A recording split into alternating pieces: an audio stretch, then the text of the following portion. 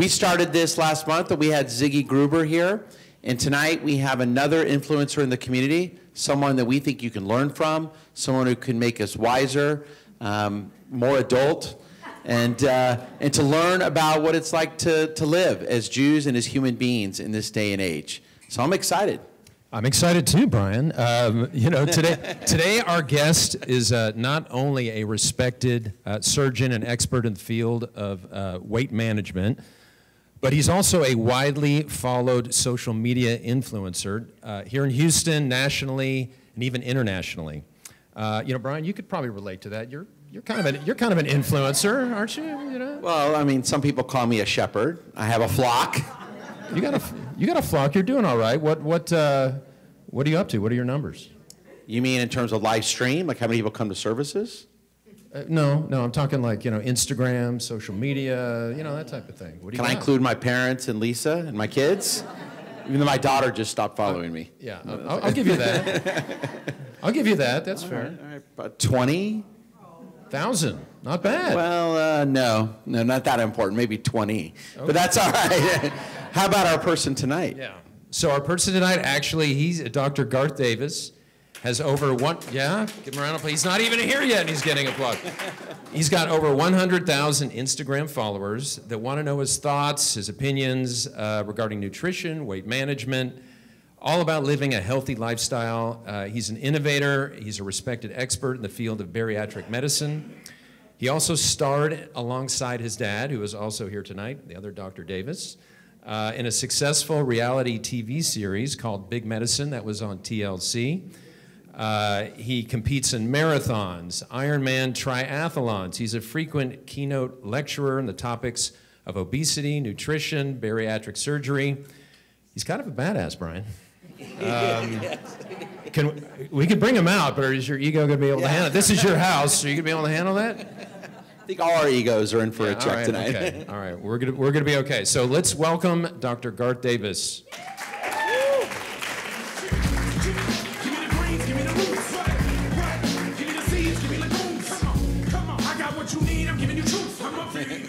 That's my walk-in music. Like,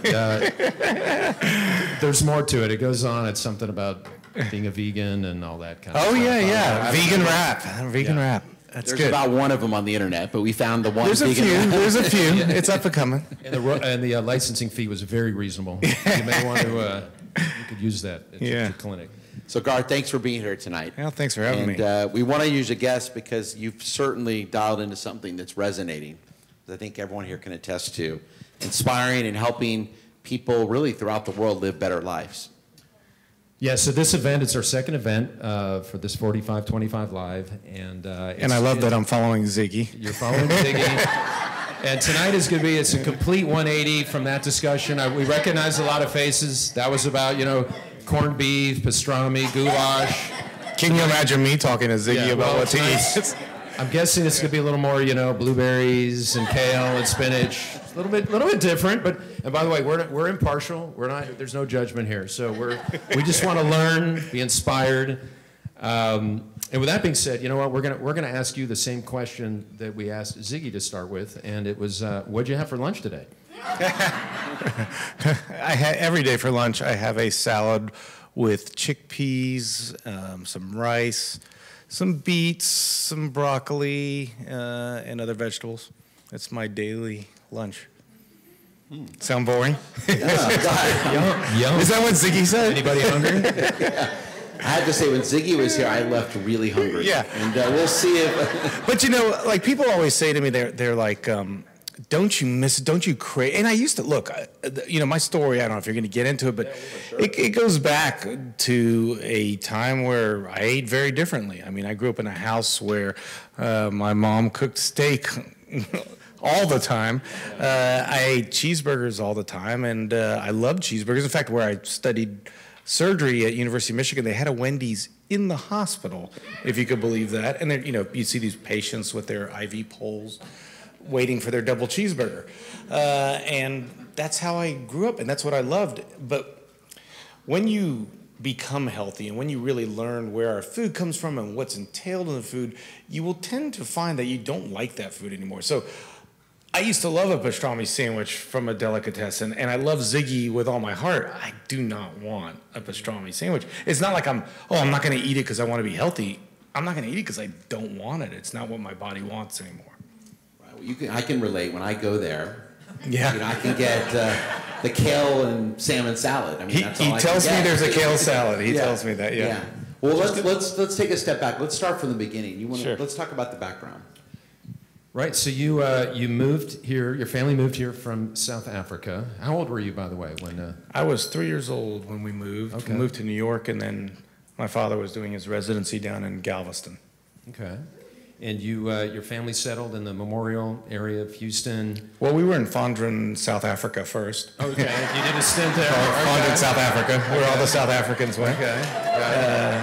And then we moved to the Memorial area. Moved to Memorial, all right. And then you went to St. John's. You were a Went to student there. St. John's, yeah. And then you went to University of Texas in Austin. UT, Hook 'em Horns. And on that note, just a little as an aside, you were actually the Student Association president. Is that right? Yes. Okay. Well, according to Brian, he claims he was very instrumental, by the way, in securing that victory because he said he got the Hillel vote out. You got the Hillel vote out? Yeah, and apparently that was... I was counting on every vote at the time, so I took it wherever I could. What would have been without his support? I don't know. You went to medical school at Baylor, and then a residency in Michigan. Yeah, University of Michigan. University of Michigan. And you ended up back here in Houston, where you've had a successful career. I guess first you were with Memorial Hermann, right? Started at Methodist. Oh, then my father and I started our own clinic called the Davis Clinic, which was really exciting. I got to work with my father for, 16, 17 years we worked together, and built a really busy clinic called the Davis Clinic, which still exists. There's just no Davises there. Then one day I just decided, boy, wouldn't it be nice to live in the mountains, and move my family to Asheville, North Carolina, which was nice living in the mountains, but it was away from the family and the friends, and so we're back working for Methodist. Yeah. And so let's talk, as we're talking about your background, and your parents are here to keep you honest on this, but so tell us a little bit about what were you like as a kid? What was I like as a kid? That's an interesting question. What was I like as a kid? I feel like I'm still a kid, which is the nice thing about a plant-based diet is it keeps you feeling young. But I think I was not nearly as studious as I am now growing up. I remember at one point my father saying to me, remember there used to be Oshmans? And for whatever reason they got it in their mind that they're like, well, if you're not successful, you could just work at Oshman's. So they'd always say that to me. If I got a bad grade, well, you could just be a manager at Oshman's, which would have been a great job. But that, and I do remember my father once saying to me, "Do you want to be mediocre or do you want to be more?" And you know how that is, and so here I am. So why doctor? What made that decision? Was it something that just came to you one day? Was it evolutionary? No, it has to go. Look, it's got to be back to my respect for and love for my father. I mean, some kids go and play catch with their dad. I don't think we ever played catch. He never played catch with me. He did this. That's exactly what he did. He threw the spleen at me. So I went and operated with him when I was a young kid. I was in my early teens going to the operating room and seeing Before you had to sign something? Before you had to sign something, before there were HIPAA violations, before people knew that there was a young kid in the operating room holding their spleen. I just had the utmost respect for, his love of the job and his love of the art of surgery. And took that forward. And then in medical school, I got to do a rotation with him, which he loves to tell the story about how one time he was yelling at the nurses, which he was prone to do at times. And I told him to stop. And he was like, "Listen, if you give me a hard time, I will tell your mother." That was the grade then. So when did you know you actually, for sure, I can kind of relate a little bit because my father, who's also here, he's a retired ophthalmologist. And I don't know if he remembers this or not, but when we were growing up and I'd go with him to he'd get an emergency call, I'd go to the waiting room And I kind of sit there patiently, no iPhone or anything like that. And I'm just kind of, I guess staring at the walls. But it was kind of exciting to go with your dad to the hospital and going to work. And I was thinking in my mind, I'm going to grow up and be an ophthalmologist. And we'd call the place Sheldon and Dad.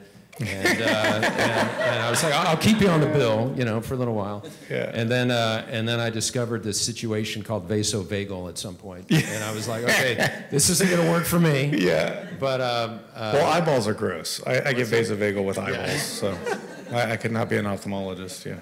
But it became clear that I wasn't going medicine, and that's where our paths diverged. You continued on with it, but. So were you sure that was how early on do you recall going, I'm going to be a doctor? I was, that's funny.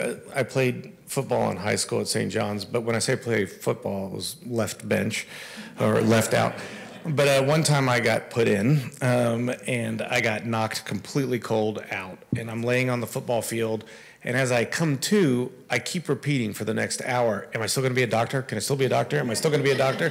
And my friends still make fun of me. They're like, you made it. You're still a doctor. And so I think it was just something that I always wanted to be, and was always. There was a brief decision. I was a philosophy major for whatever reason, but I did not pursue the philosophy, obviously. Yeah, that's. Well, we want to get into actually the whole thing about the philosophy and what drew you to that, because there's probably something about your personality that got you to go, other than wanting to, wanting to work with your dad and all of that.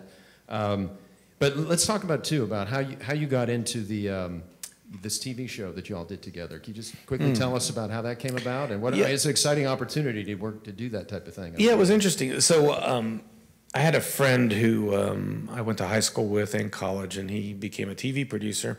And he was, the usual, what's your life like, and what's your life like, and what are you doing? I'm like, me and my father, we operate on these people that suffer from morbid obesity, and we get them skinny, and they have these amazing lives afterwards, and it's really exciting. He's like, wow, that should be a TV show. And then it became a TV show. And it was interesting because that was way before, there wasn't really those kind of shows on TV yet. This was 2006, so this was really before reality TV. It was like kind of really in the nascent phases of reality TV. But they came and they followed us, and it was a pain to have cameras following you. There's a picture of me and my father when I had black hair, and that was during the filming of the TV show. And he loved it. I didn't love it so much, but yeah, we were on 2 seasons, I think 30 shows. Yeah. So what did you learn from that experience? That I don't want to be a TV personality. It was fun for a little bit, but it's weird. People start seeing you on TV and they think, I'd be like at a restaurant sitting there by myself eating, and someone would just sit down and start talking to me. I don't, that kind of weird phenomena where people, you don't really want your private life so public as it was in that show, and it's even worse now, right? So I'm glad that kind of faded. So give us a feel for when you decided that this whole bariatric area of medicine was something that you were going to do. Obviously, the show was focused on that, but had you already started moving your career towards that? What interested you? Yeah, we had started moving. So when I first started, this is kind of an interesting concept. So when you first start, we're in general surgery, and my father was a true general surgeon, did everything, thyroid, lung, all that stuff. But I kind of really wanted to specialize in something, and I liked laparoscopic surgery, and this was laparoscopic surgery. And our chairman of our department was like, we need to start doing this. I'm going to send you to some of the experts around the country. There weren't a lot of people doing bariatric surgery. And so we went and we trained, and then we, sadly, now I would never do this, but back then we operated on pigs to learn the procedure. And then eventually started doing it, and it was tough in the beginning. It was our first surgery we ever did was on a nurse of ours, which was, I think it was a 6.5-hour surgery. Now I do the surgery in an hour. So we had a long learning curve and lots of struggles to learn this, but that was, for a young guy, kind of exciting. But I did kind of start changing over the time. When you graduate medical school, when you when you start studying the body and pathophysiology, you just get this idea that we were dealt a lemon as a body. You know, we were dealt, and we've become so comfortable with being sick in America, right? Like I tell a patient, I hate to tell you this, but looking at your labs, you're diabetic, and I expect it's like, oh my God, I'm diabetic. Instead, it's like, oh well, all right, what are you going to put me on? Because we're so comfortable with disease, right? We're so comfortable being sick. And over time, I started wondering. Now, at the same time, I'm starting to get sick. Okay, so my wife gets pregnant, and I'm like, well, I better get a life insurance policy test. And I go and get testing for life insurance, and you know the numbers come back. Oh my God, we can't give you the top. We can't even give you the second tier life insurance. You're sick because my cholesterol was sky high. I had fatty liver. I was hypertensive. I was overweight, and I felt like crap. But I just thought all surgeons felt like crap. And so that made me stop and really think, it's like, are we supposed to be, is the problem that people have that their intestines aren't in the right position and I need to go and fix that? Is the problem that we have a deficiency of this medicine for weight loss? Or is there something deeper going on?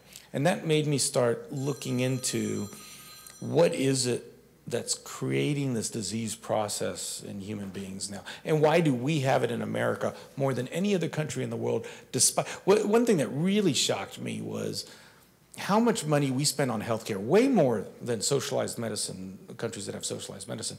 And yet we get the least bang for the buck. We have the lowest life expectancy and yet the highest expenditure. That should blow people's minds, but we've become to just accept it. Like, I don't think in America we even know that we're so far behind. And that really got me looking into why are we so sick. And, you know, I'm somewhat of a reluctant surgeon in a way. You ever seen, you know, Star Trek? You're old enough for Star Trek, right? Thank you. Thank you. Do you remember the episode where the doc, they go back down to the Earth and it's like 1980s. McCoy, yes, very good. And they go down with Doc McCoy, and one of their guys gets appendicitis, I think it is, and he's in the operating room. They're about to operate him, and Doc McCoy comes in. He's like, "What are you going to do?" They're like, "We're about to cut him open and take out his appendix." He's like, "You barbarians." And then I feel like one day people are going to look back at what we do in this picture and think, oh my God, barbarians. Because I look back on surgeons from the 1800s as barbarians. I look back at the surgeons from the 1950s as barbarians. And so I feel like one day people are going to look back on us and be like, we were barbarians. And a part of me wants to change that now. There's definitely a time for the knife. I mean, a chance to cut is a chance to cure, we say as surgeons. But there may be something more to the problems of metabolic disease and obesity that goes beyond just the knife. So I assume you're talking about your book, which I know made a lot of positive differences for people, the Proteinaholics. Proteinaholic, yeah. Proteinaholics. And so how did that come about? You mentioned, I think, well, I read parts of the book, and I know that you didn't read the whole book? Well, I'm on it. I've got a lot to read as a rabbi, but I am reading it. And I had to read some of it to him. Okay. You did. Yes, he's That's a cute good. thought. He's like yeah. Alexis here. He's laying down and you're reading. Yeah, it was good. He's a good reader. But tell us, how did that come about in your own journey and what you tell people now? I want to hear, because I found it fascinating. I mean, I went, somewhat crazy in this, at this time of thinking to myself, I'm not well, and I need to change my health and the health of my patients. So I started doing a lot of research. And one thing that struck me was that there's a big disconnect. We never learn in medical school anything about nutrition. It just isn't even really brought up. I mean, if you learn nutrition at all, maybe now it is a little bit more than it was when I was at medical school, but when I was in medical school, we didn't talk about nutrition. And I never really even thought to myself, and I don't think most people think to themselves, maybe peripherally think to yourself, how I eat is maybe causing my disease, but I don't really think people believe it. Because I look at people are like, Doc, I feel horrible and I don't know why. And then I look at their diet log and it's like Egg McMuffin, cheeseburger. Like, I don't know why I've got no energy. You said you wouldn't disclose my thing today. I don't know. I did not say it was you, but if you're going to admit to it. And so it started me thinking that what is the issue? And now when you look at it, if you ask any of your doctors who didn't study nutrition and you ask them what is the thing I need to eat more than anything, protein. That's what they always say, protein. Protein, protein, protein. And that's what I believe. So I was very big into protein. It's how we were raised. Eat your protein, eat your steak that I was served every night. But the interesting thing to me was that it's eat your protein. But when you look at the data, we eat more protein than any other country in the entire world. All right? How's it working for us? We've got the lowest life expectancy of any civilized country in the entire world. It couldn't be protein. And so then I started looking at some of the data. So there's a huge study called the EPIC Panacea study, ginormous study done in Europe. 500,000 people followed over 12 years, 10 different countries, country-specific food frequency questionnaires so they could make sure they were eating the right, they could track what they were eating. Number one food causing weight gain? Everyone says, when I ask my patients, what's the number one food causing weight gain, they all say carbs. But the weird thing is, in these trials that they've done where we put people in a hospital, I don't know who volunteers for these crazy trials where you stay in a hospital for a month and we feed you food, but in these trials, overfeeding carbs, it's almost impossible for a carb to turn into fat. It's very difficult to turn a carb to fat. But fat goes immediately to fat. And so in this EPIC trial, bread, sugar, pasta was actually associated with weight loss. What was associated with weight gain over time? Meat. And number one meat that was associated with weight gain? Chicken. Oh, really? Chicken, poultry. And that's our number one food. We eat chicken. Now, there's many reasons for this. One is that chicken has this health brand to it, which is weird to me. I see people saying, I'm eating clean, I'm eating chicken. Now, think about when you cook a chicken, all right? You have to put on a hazmat suit to get the chicken out. You've got to clean everything and sterilize it because you were going to get sick as hell if you eat it. And someone just died from avian flu recently, which is going to be our next pandemic. Trust me on that. A lot of positive news. Yeah, our next pandemic is going to come from chickens. You heard it from me here. And so there's nothing clean about chicken. It's the dirtiest animal that we cook. And also, when our grandparents ate chicken, a chicken was usually slaughtered at about 5 months, and it was about this big. Now, chickens are slaughtered universally. I don't care if you get it from Whole Foods or Central Market. They're slaughtered at 5 weeks, and they're this big. And you are what you eat, and we're eating fat chickens. And it is definitely playing an effect on our lives. The other thing you got to look at is if we're the sickest people in the world, who are the healthiest? So there was a project by a friend of mine did this project called the Blue Zone Project, where National Geographic wanted to look around the world to try to decipher if we're the worst, who are the healthiest cultures in the world? And they found 5 cultures with exceptional health. So they had the most centenarians. And they made sure this wasn't genetic because if you take any of these countries that are blue zones and you look at the people that migrate to America, they're no longer centenarians, right? They're getting the American diseases. But when you look at those cultures, so if you look at Okinawa, the number one food they eat is sweet potatoes, by far, sweet potatoes. Number 2 food they eat, rice. So the first 2 foods are basically carbs, right? The third food they eat is soybean. So that's where they're going to start getting some protein and other fibers. They do a lot of fruits, a lot of vegetables, and some fish. Fish being a small part of what they eat. The Mediterranean diet, which you hear a lot about in the news, it's now been voted basically as the best diet you could possibly do based on a few trials. But the Mediterranean diet is great, but the Americanized version of the Mediterranean diet is terrible. Like I saw Mayo publish this thing about, oh, eat a Mediterranean diet, have chicken with, there's no chicken. They don't eat a lot of chicken in the Mediterranean diet. The Mediterranean diet is huge on wheat, all right? They do a ton of wheat. So they use the wheat and semolina wheat to make pastas. They use whole grain wheats to make sourdough. They do a ton of beans, fava beans, chickpeas, lentils, lots of vegetables. But there's not a lot of meat. They do some dairy, but their dairy is more goat's cheese, goat's milk. The Nicoyan Peninsula of Costa Rica is another blue zone. Black beans, rice, mango, papaya. Did you visit any of these places when you went on this? I didn't. I want to do this, though. I want to go and visit all of these places. But you know, funny enough, the best blue zone in the entire world is in the sickest country in the world, which is us, and that is in Loma Linda, California. And that is weird because all the zip codes around Loma Linda, California are sick as hell, but Loma Linda, California is very healthy. Now, do you know why, Stephen? I do know what. That is because that is where the base of the church for the Seventh-day Adventists are. And the Seventh-day Adventists are the healthiest people in the world. And that is because they got the right God. No, just joking. You can't say that. I can't say that, no. No, so what they believe, they take the Bible fairly literally.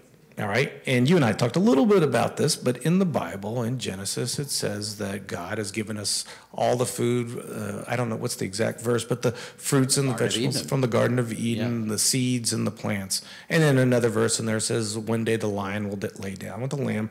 And most specifically, they're interested in the story of Daniel in captivity in Babylon, because Daniel in captivity, this is the first randomized controlled trial on diet because the guards in Babylon offered him meat and wine, and he chose to stick with pulses, which are legumes, and then they got sick and he didn't, as I understand it. So they follow what's called the Daniel diet by a lot of people. A lot of people call it, they go on the Daniel fast, but it's not a fast at all. It's a plant-based diet. So the vast majority of Seventh-day Adventists are plant-based. And in fact, it's kind of interesting. So the Seventh-day Adventists in the 1970s volunteered to be databased, and they've been databased. Over 100,000 of a database over 30 years. And the more plant-based they are, the more likely they are to live longer, the less likely they are to have diabetes, the less likely they are to have heart disease, et cetera, et cetera. So it's a very good controlled kind of trial looking at how food affects longevity and health.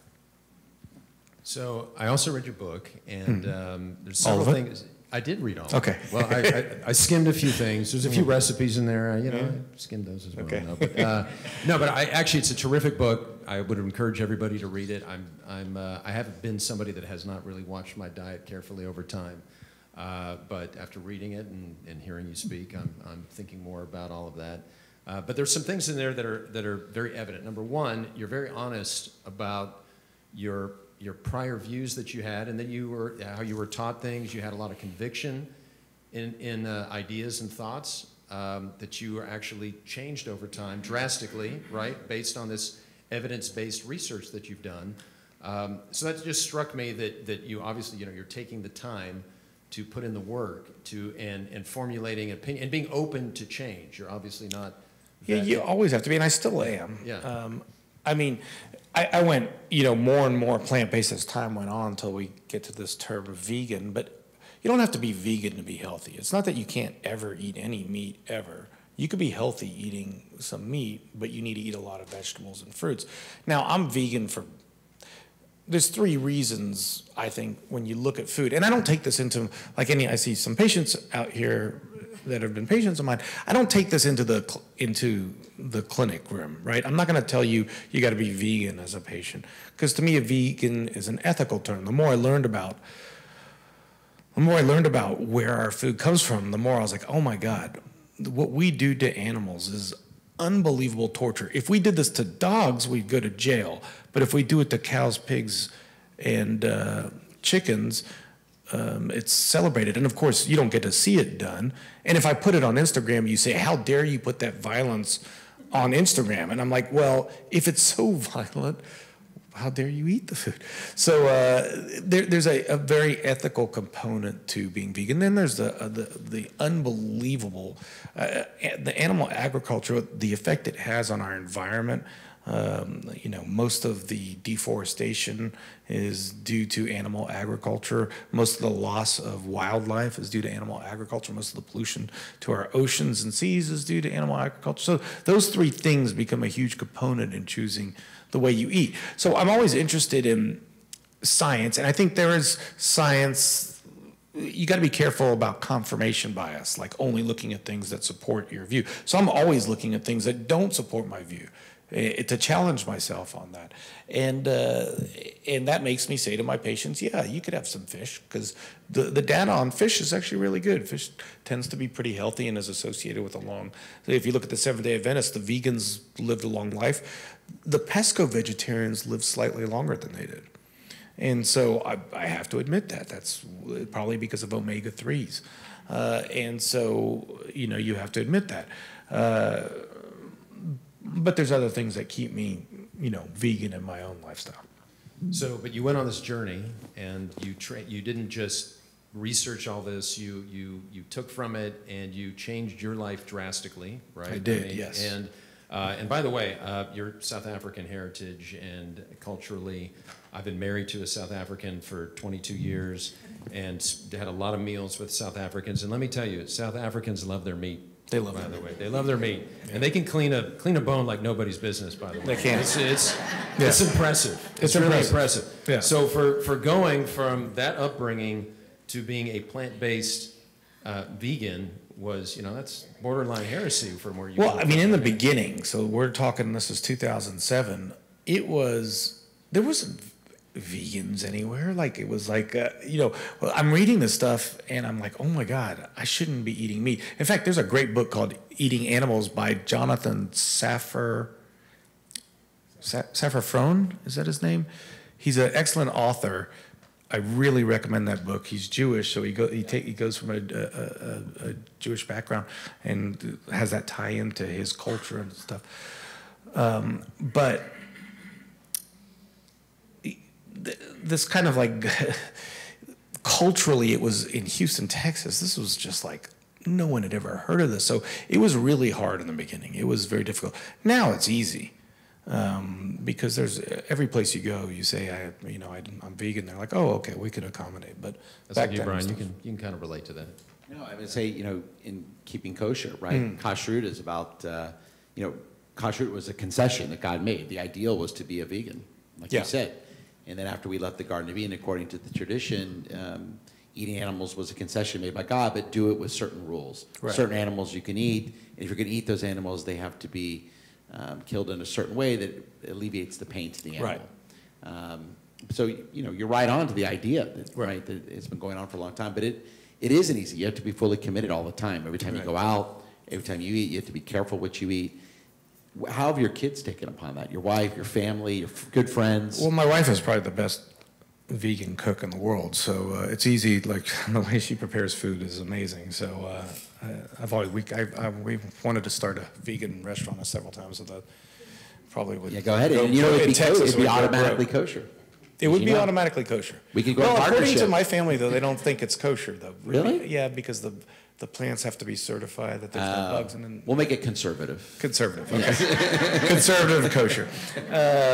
But my kids, I don't want to get a huge bill from a psychiatrist many years out about how at one point, like many years ago, my daughter was like, I want to eat chicken. And I was like, okay, you can eat chicken, but first you have to watch this video about where chicken came from.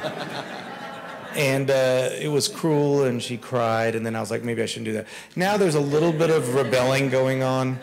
So I think they grew up very vegetarian, not vegan, so they'll eat, cheese pizzas and stuff when they're out, but really didn't eat meat. I think my youngest one is eating some meat now. She just doesn't tell me, but I know. The older one is staying vegetarian, so. I can relate. Yeah. Yeah, I can relate. Yeah. Not all my kids are keeping full kosher as far as I know right now. It's hard with kids. But hopefully they'll come back to it. I think they'll come back as long as I don't push them. I think they'll come back. Yeah. All right. We got more in common than I thought. There we go. Yeah. But let me ask you, you got a lot of followers. Stephen mentioned you have 100,000 followers. You have a lot of people that respect the work that you do. You feel a lot of responsibility to all these people that are really looking to you for their basic diet and their health. I mean, these are really important things, obviously.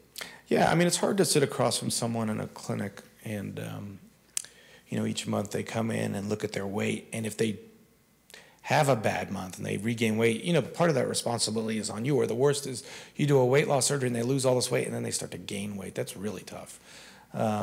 It's always reminded me of that, you know, that movie with Robert De Niro where he had Parkinson's and then they got him out of Parkinson's, but then he went back to Parkinson's? That's the worst, right? Where you get a taste of what it's like to be thin and healthy, and then the weight starts coming back on, and it's a very helpless feeling for a doctor. So yeah, you feel that, and you know, you live the joys and the pains with your patients. So what gets you, like, when you know, typical day, what gets you, you know, excited and passionate every day to keep going on everything? Oh, it's look, the patients that come in that are just loving their life and doing fantastic, that makes all the bad days go away, right? I mean, I've had patients run marathons, and I did a triathlon with one of my patients who was 500 pounds and said to me, if I could lose down into my 200s, you have to agree to do a triathlon with me. So I flew to Miami and did a triathlon with him, which was incredible, watching him finish a triathlon. And you know, those kind of stories, and not even those, it's even simple stories. Even like patients are like, I could cross my legs, I could never cross my legs, things you wouldn't think of. I don't have to ask for the belt extender when I go to the airport. We had when I was at Methodist early on, we had a fashion show for our patients that had lost all their weight. But the funny thing is that we had Lane Bryant do it. And Lane Bryant is like, I guess, 10 to, I think they started 10 or 12. But we had patients that were below 10 and 12, so they couldn't even fit in the Lane Bryant clothes that we got for the fashion show. So these kind of things just, they make your, you know, the choice to do this field very exciting.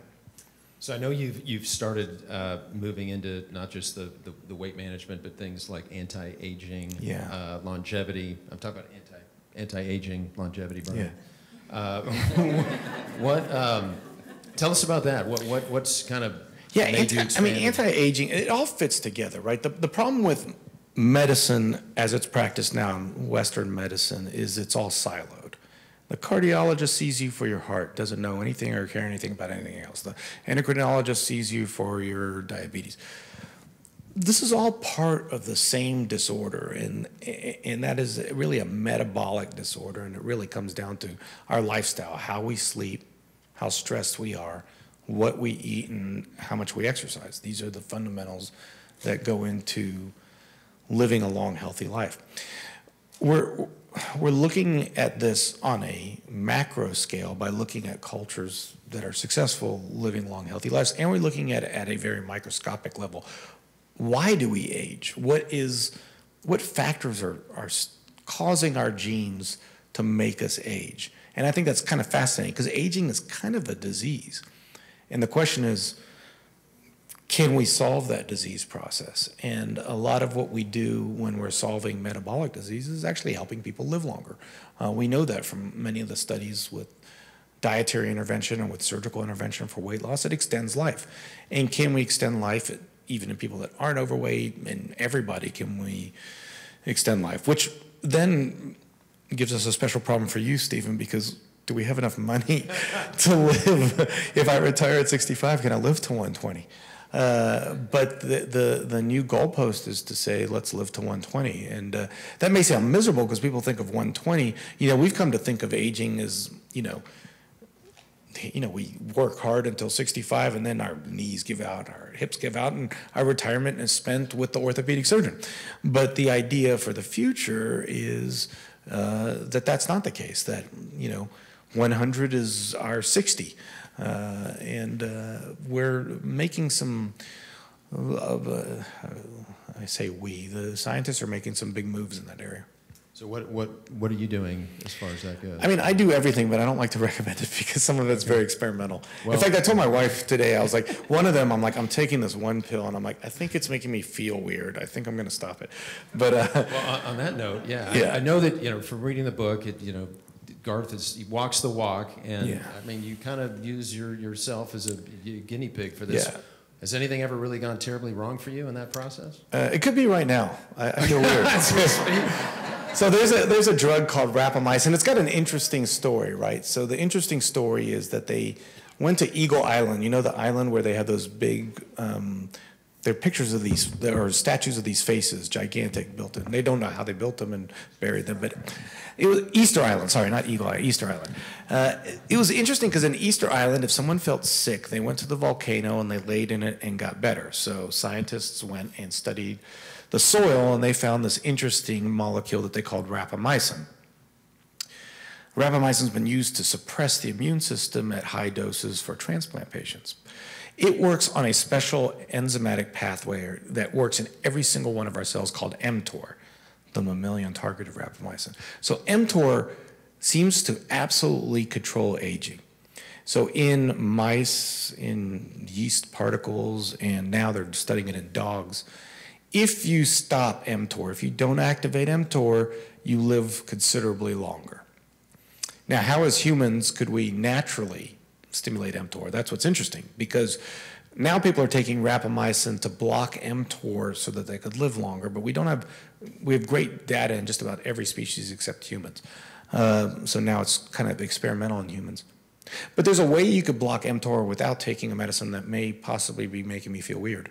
And that is, don't eat animal protein. Because animal protein directly stimulates mTOR, which may be the reason that plant-based eaters tend to live longer, is they're not stimulating mTOR. Specifically the amino acid leucine, which is crazy because bodybuilders love the amino acid leucine.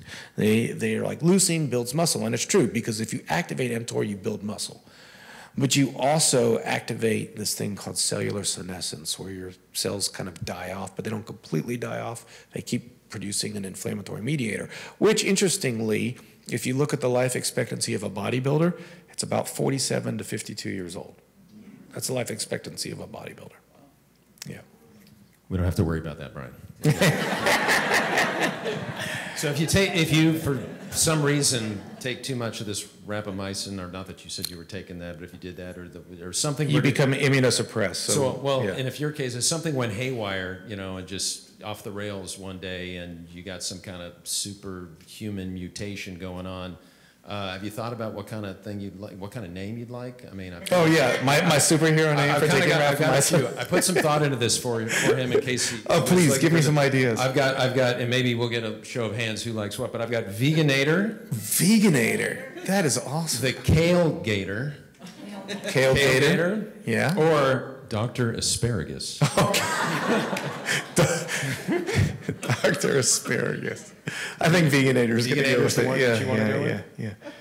Yeah, please do that when I turn green and and live forever. So we're gonna open it up for some Q&A in just a minute here, but we want to kind of end our piece here with just a few quick responses. Quick responses. So I'm going to say a couple words, a few words, whatever, and you tell us what you think of. Okay. Right? Filet. Tofu.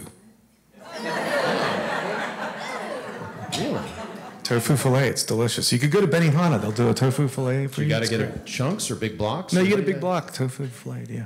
Medium? Just seared? Seared. Yeah. Okay. Yeah, tofu filet. Protein. Bad. I shouldn't say that. You need protein, especially as you get older. The older you get, the more you get it. Let me say this: protein misunderstood. You don't need the problem is that this isn't the quick answer. That's okay. The bodybuilding community and this fitness community and this Instagram six-pack abs, big guys, this is how you should be, has now dominated the nutrition field. And you shouldn't eat what they're eating. You should eat what is going to help you live a long time, which is you do need to get protein, but you don't need excessive amounts of protein, and you could get protein easily from plants. So misunderstood. Geriatric or bariatric? I don't really understand what I've said. But it sounds geriatric is the care of elderly people. Yes. Which is funny because it reminds me of a time where my father and I, when it was the weekend, it would be like we would take call for each other's patients, so we'd have to sign out patients. And I said to my father, I was like, I've got an elderly lady, and she's in room 302. And he's like, elderly? How old is she? I was like, 72. He's like, I'm 72. Am I elderly? So, and then bariatric is having to do with weight management. So bariatric medicine or bariatric surgery. Okay, this is where it gets really tough for you. Okay. Blackberries or raspberries?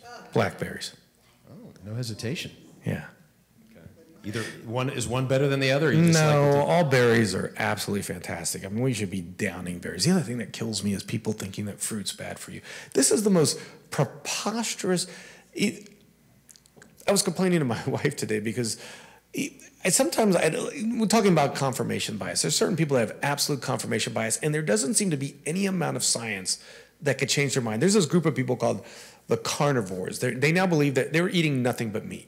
And their cholesterol levels skyrocketing. They're like, that's okay, we'll be fine because the meat protects our heart. Based on what? I don't know.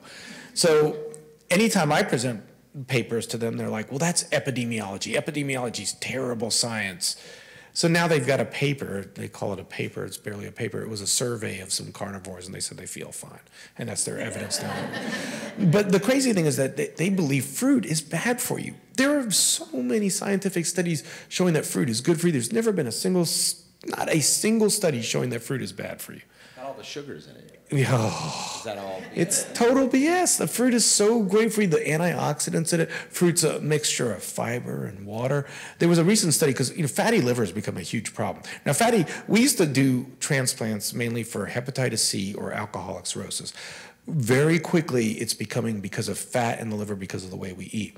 Now, the big belief was that it was because of sugar, and this was proposed by several doctors, and those doctors, I've been in debates with them. One was public on TV, on the show The Doctors, where if you go on YouTube, you could see me really lose my cool. They kept saying it was from sugar. So a paper just came out. They took a group of people. This was a brilliant idea, right? They took 30 people. They fed them a very high sugar diet, and then they measured their liver fat.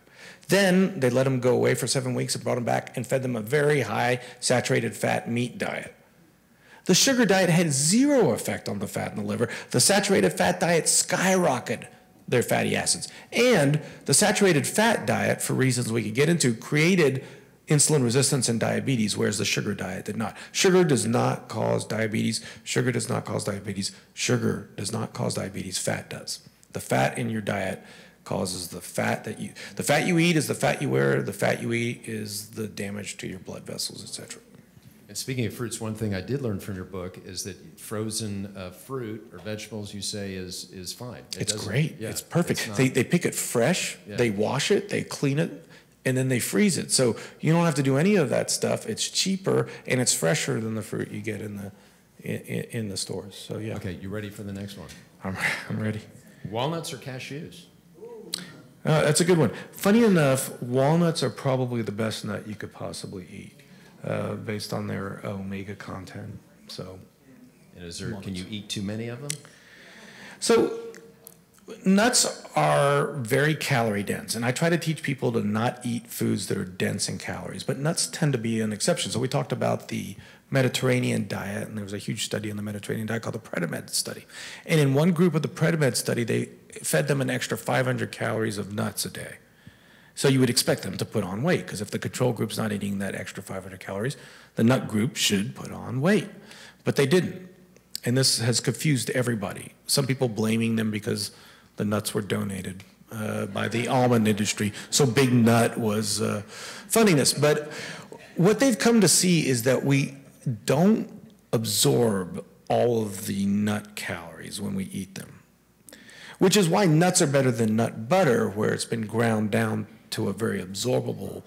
But if you're eating just plain nuts, you're not chewing them enough, or if you are, you're getting satiated from the actual motion of chewing. But I mean, technically, yes, you could eat too many nuts, but I think a handful or two of nuts is probably really healthy. All right, last one, and if you need a second to think about it, I'll understand. Okay. Kale or spinach? Kale. I mean, kale for several reasons. Kale is loaded with nutrients. I mean, it is like nature's perfect food. It doesn't have a lot of oxalates. So spinach has an Achilles heel, and that's oxalates. Oxalates get in your system. First of all, they can bind certain nutrients and make you not absorb them. Don't not eat spinach because of this, because spinach is very good for you. But oxalates if you eat too many oxalates, it can cause kidney stones. And so there have been vegans that have wound up with kidney stones, and they're like eating, huge spinach smoothies every day. But a little bit of spinach is okay. In fact, funny enough, there's a new medication out, in case you haven't heard, that's making everybody lose weight, and it's taking the world by storm. Buy stock in Eli Lilly and Novo Nordisk. Yeah, they're taking the world by storm with these meds. But you can create the same effect of the med using spinach, because spinach blocks a certain enzyme that breaks down fat. So if you eat spinach with a fat, avocado or nuts, the nuts will get to your distal intestine a little bit easier, and then they stimulate the same hormone that's in the shot. So you could save some money and just eat a lot of spinach? Eat a lot of spinach with some nuts or avocado, yeah. Yeah. All right, well, first, thank you. Sure, thank you. Beautiful. Thanks for having me. We got a couple minutes. Let's do some Q&A. But before, I have a question. Lisa, who'd the Texans take? CJ Strauss. Really? They traded up to number 3 and took Will Anderson. Wow. All right. They took C.J. Stroud? Wow. And Will He Anderson. scored terribly on his test. Yeah. What'd they give up to get to 3? They're talking about who the Texans drafted. It's the NFL draft. Okay. I'll Do you know that check the ESPN. Tennessee Titans at one point had their whole offensive line go vegan, and they had their best year ever? Really? Yeah. All right. Well, the Texans need to do that. Yeah, they could. Or the Horns. But that one. What's his happened. name was vegan, the running back a few... Yeah, Aaron Fosso's vegan. It's pretty good. Okay, let's get 2 or 3 questions. Doreen, I saw your hand up first. Some vegans that I know are overweight. Why would that be? Oh, being vegan doesn't tell me anything about you except you don't eat meat. And let me tell you, nowadays it's very easy to be an overweight vegan. I mean, there is anything you could eat meat-wise as a processed vegan. You could have a vegan burger, vegan brownies, vegan cookies. What we've in the medical world, what we've done is we don't use the term vegan at all. We use whole food, plant-based, with the idea that you're eating an actual whole food, not a processed vegan meal. So it's very easy to eat a very unhealthy vegan diet, which is why I say vegan is an ethical term. It's not a health term. Yeah. See Tom? How bad are dairy products? That's a tough one. And it's tough because the dairy industry is losing badly, and they're fighting back very hard. And they have a lot of scientists on their payroll, and their scientists produce science that could convince you otherwise on certain things. If you do a study, like if I take a group of people, they did this study, and I give them water, no inflammation, right? Now, if I give them a Coke, there's inflammation, because sugar, anything is going to create, any food, anytime we eat, we create inflammation. We create what's called, anytime you're producing energy, you create something called reactive oxygen species. Now, if I give you orange juice with the same amount of sugar as the Coke, you produce less inflammation, because the antioxidants in the orange juice fight the reactive oxygen species. If I give you milk, that inflammation is through the roof, like really, really high. There are some things that milk may be okay with and some things they may not be good with. Here's the issue with milk. Does it make your bones stronger? Not necessarily. In fact, in some studies, people that drank more milk actually had weaker bones. There are parts of milk that are good, there are parts that are bad. It's kind of like, I get into the situation like, for instance, did you know that smoking is actually good for Parkinson's disease? But I wouldn't tell you to smoke a cigarette for Parkinson's, right? Because I know it's bad for so many other things.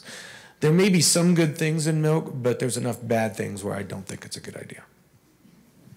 And then if we go into the ethics of that. So what do you have with your milk's one. cereal? I use soy, but soy, almond, oat, flax. That's the other thing is we just don't even need dairy milk anymore. We got so many other things. And that now they fortify those with calcium and stuff, so that's not a problem. Yeah. Garth, is the thrust weight loss? Because Ozempic, Mounjaro, or surgery, or is it what you eat? Yeah, so it's a combination. And we don't know exactly, is it the chicken? Look, there's skinny people that have a lot of these metabolic diseases. So there's skinny people that we do a scan of their liver, and it's fatty liver. There's skinny people with diabetes. So it's not all weight. But weight is a huge risk factor for cancer. Weight is a huge independent risk factor for heart disease. Weight is a huge independent risk factor for morbidity and bone disease and things like that. And we know that if you extend life by helping people lose weight. So it's a little bit of both. When you look at these longevity, the anti-aging, the one thing that's been shown in humans, in every animal, to definitely prolong aging is calorie restriction. And so when we eat, like I just talked about, every time we eat, we create reactive oxygen species. The less we eat, and it might also be that the less we eat, the less protein we eat. So that was shown in a study too, which has an effect on that mTOR pathway. But we do know that the less we eat, the skinnier we are, the longer we live in general. So they're kind of interrelated. It's both. You could be skinny and be extremely unhealthy eating poor food. So you kind of have to do both. Let's get just two more. Did you spend the extra money to buy organic? Did I spend the extra money to Buy organic food? No. I'm actually falling more and more out of favor with organic. I'm starting to think that organic is a real problem. It's not giving us. So they did a study in Stanford where they measured organic food versus non-organic food, and there was no difference in nutrients, none whatsoever. So by every nutrient, an organic strawberry and a non-organic strawberry were exactly the same. There were more pesticide residues on the non-organic fruit, but the pesticide residues were so small that it was hard to make a claim that this could be affecting your life. I do worry about organophosphates. Interestingly, organophosphates can affect satiety. They can make you hungrier, and they think that they may be leading to, everybody believes different things are causing obesity, but some people believe it's organophosphates causing that. But in general, it's such a small factor that when I've got a patient, and most of my patients aren't very wealthy, I don't want them to not eat a blueberry because it's too expensive if they go to Whole Foods. I'd much rather them get it at HEB and actually get a blueberry. So I think the value of a blueberry, non-organic, is way better than not eating a blueberry at all. And nowadays, I mean, they're still using pesticides and organics. They're just using organic pesticides, which still may have an effect on us. So, yeah, I'm not a fan of organics right now. So it's Hans and then Linda. And then Yes. Back to the question of weight, how significant is this measurement BMI, body mass? Index, yeah. Is that a significant issue in how you view this whole conversation? No. Body mass index, which is, so we have to have some index to measure people in general from an epidemiologic standpoint to measure obesity. And you can't just do weight because if you're 6'5", it's different than if you're 5'11". So body mass index is an index that uses weight in kilograms divided by your height in meters squared. It is a good screening tool so that we could screen the country, but it doesn't tell us the whole story. So for instance, a BMI over 30 is considered obese. Arnold Schwarzenegger at his prime had a BMI of 32. So obviously it can't be right, right? Meanwhile, if you get a person who has absolutely no muscle mass, they've been laying in a bed, they're not moving, they may not weigh a lot, but their BMI might be 25, which is a perfectly normal BMI. But they're under-muscled, and being under-muscled is a huge problem with longevity. Muscle is extremely important. And so I think it's a lot better to be talking about percentage body fat, percentage muscle mass. And when I look at a patient, all my patients have to stand on a scale where we use bioimpedance, electrical impedance to give us a pretty good estimation of what their muscle mass and what their fat mass is, because that's much more interesting to me than what their weight is or their body mass index. Yeah. Linda. First of all, you know you saved my life 4 months ago, and I'm so indebted to you. Oh, thank you. And I'm a meat eater, Texan, I love meat. You know how I always tell you we eat hamburgers at least Right. 5 times a week. Yeah. What, I can't stand the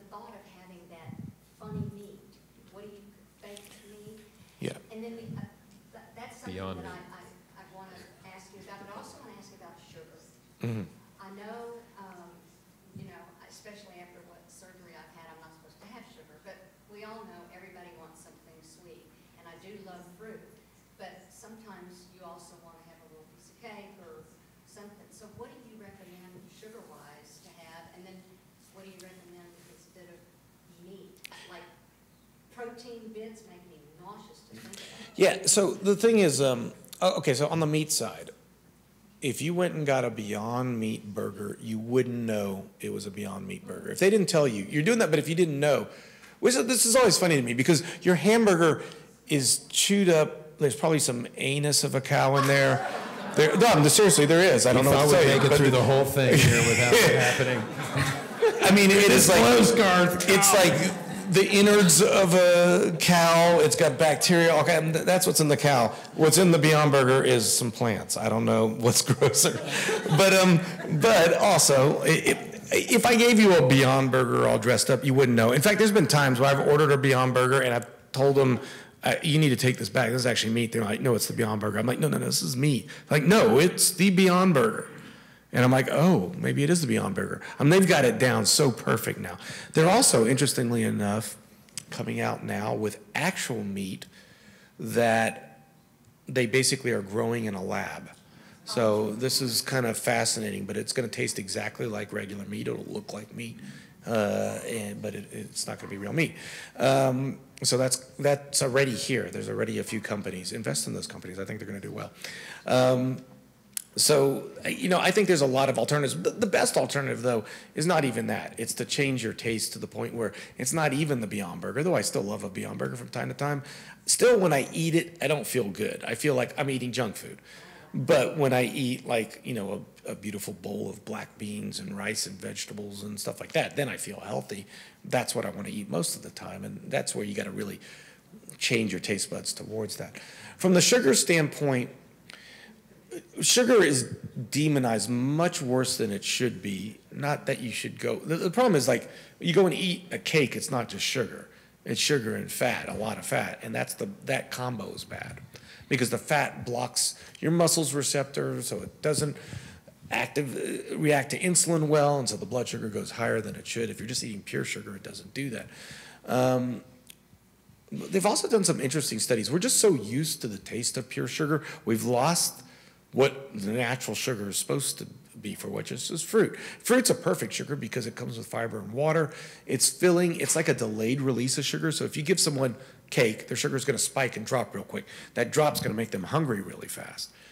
You give them an apple, that's not what happens. They get a nice slow raise in their sugar and a nice slow drop in their sugar. And that's how it should be. And so you want to eat fruits. And you want to get to where fruits are your sweets.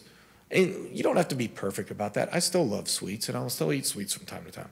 But the more you could make fruits your sweets, the more you're going to like fruits as sweets, and the more you'll get over those desserts. We're actually going to, I'm sure Garth will hang around for a few minutes and maybe take some questions, but we really appreciate you coming and sharing your story with us. Thank you, guys. Give him a round of Thank applause.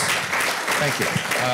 We do have a little token of our appreciation of you being here. It's well, thank you so much. It's a gift certificate to the steakhouse? To Genesis. No. The Genesis Steakhouse? No, I've eaten the Genesis Steakhouse. They made me vegetables. Well, it's to a vegan place. I can't attest to how good it is, but you'll let us know. I will let you know. Thank you. Brian? And again, thank you. Our next program, our final program for this year, we'll start up again next year, is with Natalie Marks. She was a Russian immigrant. She grew up, she was president of Chase Houston, and now she's president of Triple S Steel.